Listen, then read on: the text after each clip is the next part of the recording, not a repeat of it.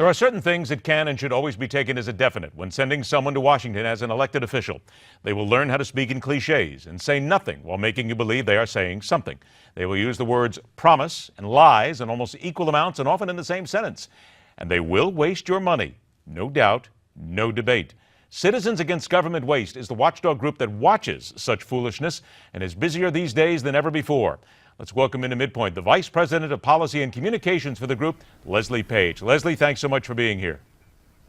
Oh, it's a pleasure. Thank you so much for having me. Pleasure. As we look a little bit at all this money that's being spent, and before we get to a couple of instances here, let me just ask you a simple question here that I've been talking to some people about the last few weeks.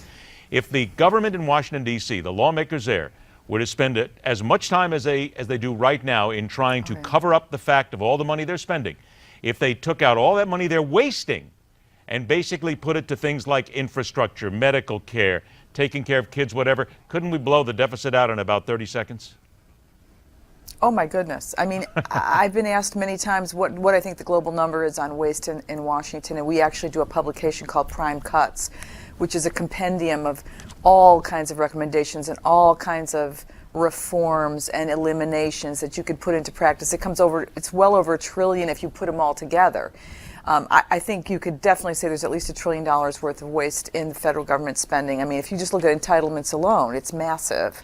And discretionary, of course, is a smaller piece of our budget now because entitlements are eating everything up. But yeah, you know, they're not going to put their efforts toward getting rid of the cash cows. I mean, you forget that every program in Washington has a constituency, and every constituency has a lobbyist, and those lobbyists are traipsing right through those offices every single day, fighting cats and dogs to keep those programs alive. And it's very difficult to cut them. Every lobbyist has a wallet, and every lobbyist has a pocket, and so does everybody else. All right. Now, 2 minutes we have, because I know we're going to try to do this on a regular basis with you. I think it's always a fascinating subject. I hope so. Let's get through two things here very quickly. To talk about, for sure. We need to, absolutely. First of all, the Centers for Medicare and Medicaid Services and their post-payment review auditors. In 1 minute or less, tell us what this is all about. Well, let me just say that the taxpayers have a tool. Finally, a very successful tool. The CMS has a tool called Recovery Audit Contracting. It's sort of a dull and dry name for a very, very effective tool. These are private sector companies that are retained by CMS to come in and go after improper payments and to Medicare.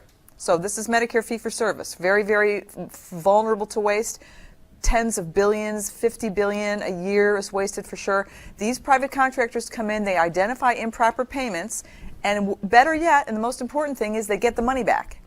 They can actually go back to the hospitals and say, okay, you were overpaid, we want the money back. And number three, taxpayers pay nothing because these contractors take a small contingency fee of everything that they recover.